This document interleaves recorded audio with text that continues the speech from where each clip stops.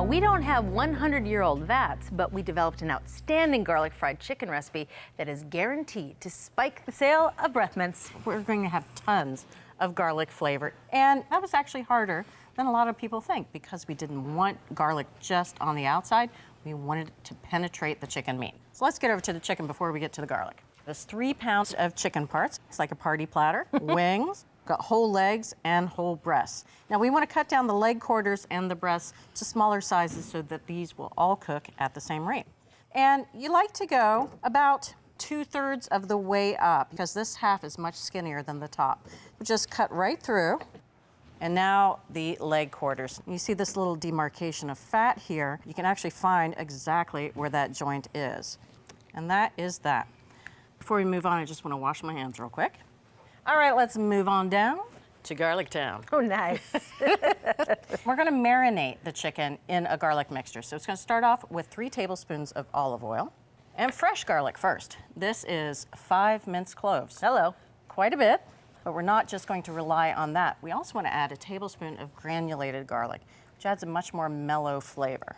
Now, I got a little salt and pepper here. It's 2 teaspoons of kosher salt and 2 teaspoons of black pepper. And I'll whisk all this together. So it's almost between a marinade and a paste. I notice you don't have any vinegar or anything acidic in this marinade because acidic things in marinades make the meat taste mushy. What you want in a good marinade is salt because salt will help the meat stay juicy. Perfect. Now, as the chicken is going to sit in this marinade, it's going to exude some of its juices because of that salt. Granulated garlic is water soluble. So as that water comes out of the chicken, it's going to mix with that granulated garlic and really bloom the flavor. Aha, very clever. Let's give this a good toss. Make sure it's well coated. If you can hand me a little piece of plastic wrap there, cover it up. It's going to go into the fridge for at least an hour, but it can go in for up to 24 hours.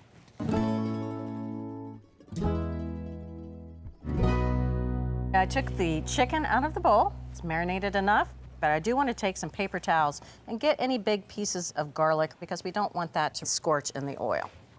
Let's talk breading. All right. What I've got here is 4 egg whites. Just take a fork and lightly beat them. Sometimes we just use whole eggs, but why take the yolks out of this? We got rid of the egg yolks because they contained fat, and the fat prevented the flour coating from really sticking to the chicken. Plus, later on, we also are going to add this garlic butter mixture. Oh, hello. So we need a real substantial crust to hold up to that. Let's talk a little bit about our flour. It's 2 cups of all-purpose flour, a tablespoon of granulated garlic, more garlic flavor, more. We have 2 teaspoons of kosher salt and 2 more teaspoons of black pepper. Oh, hello. So it has a little kick to it. It does. Let's start dredging. Start with my favorite part. Oh, yeah. The chicken wing. Get it really well coated with that egg white all over. Always a good idea to let any excess drip off. And then into the flour. So if you want to help me out, go ahead and get in there, get that wing, but I want you to press some of that flour onto the chicken. Oh, really? Like really just press it on. We want to make sure that that coating adheres. I see, I got the messy part. It's not fried chicken unless you get lots and lots of breading on your apron. I agree. I mean, the kernel was covered in flour. It was actually a brown suit. That's right. That looks perfect. All right. And we are placing these on a wire rack because we want them to kind of dry out a little bit. And I'll explain that in just a moment after we get finished with our breading. We're going to let this sit in the refrigerator uncovered. While it's in there, some of that moisture is going to be drawn out from both the chicken and the egg white. It's going to mix with that flour and really form a glue. You don't want to skip this step. It needs at least 30 minutes and up to 2 hours. Okay. I'm going to go wash my hands. Sounds good.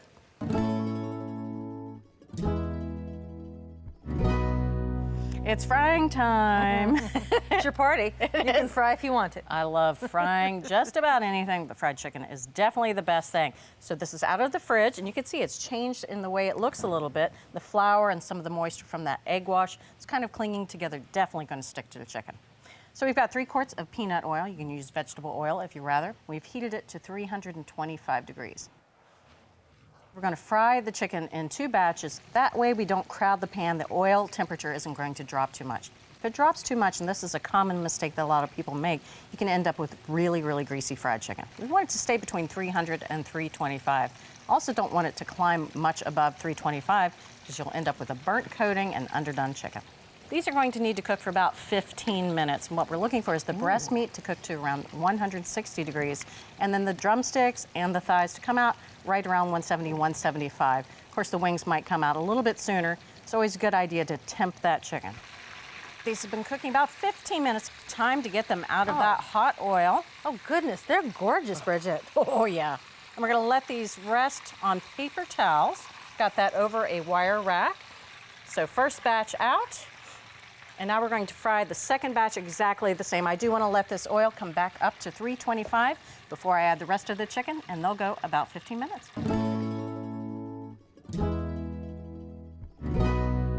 Let's get this second batch out. That means it's close to eating time. That's right. Out of the oil into our mouths. And we'll let this hot fried chicken fat just cool down before I take a bath in it a little later on. In the meantime, we're making a garlic butter. Exactly. Hello. One of the things that we worried about was when we melted all the butter, it just made the whole chicken very greasy and also sogged out that crust. So we're going to do a little bit of a clever trick. We're going to start off with softened butter. It's 7 tablespoons of unsalted butter. Mix in a little bit of parsley. It's 2 tablespoons of minced parsley. A 1/4 teaspoon of kosher salt. 1/4 teaspoon of black pepper. And I'll go ahead and mash all this together. But you can see it's going to be really difficult to spread this all over fried chicken, so we're going to need to do something about this. Move with me over here. I've got you moving all over the place. We're going to add another tablespoon of butter to a skillet. So this melted butter is going to mix with that softened butter, and it's going to make an emulsion. So it's going to sit on top of the chicken and be really creamy instead of greasy. That is clever. I think it is. So we're not just going to cook butter over here. We're going to cook 8 cloves of garlic that are minced. Right in there. That's a lot of garlic. Well, cooking it's going to soften the flavor, but we don't want it to scorch. So we're also going to add a tablespoon of water.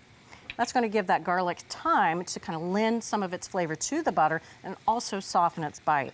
So just a minute or two, really, until we start to really get a good whiff of garlic. It's almost there. Let's move this hot butter mixture to our cold butter mixture. If you wouldn't mind whisking that together for me. But you can see it's a really creamy texture. Yeah. It doesn't look like melted butter at all. No. Very clever.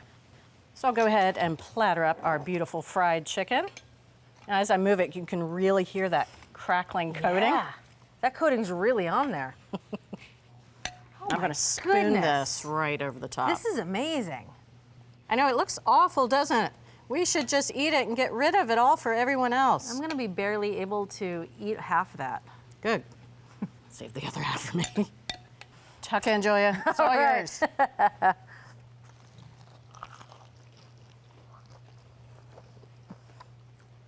Oh my goodness. This is so good.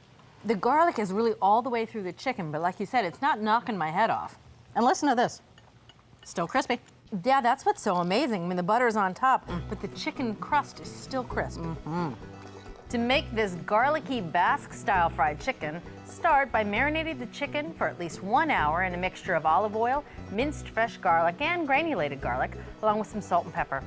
Then, after brushing off the marinade, coat the chicken with egg whites and dredge it in flour seasoned with more garlic. Let the coated chicken chill in the refrigerator for 30 minutes, then deep fry it until golden brown and crisp.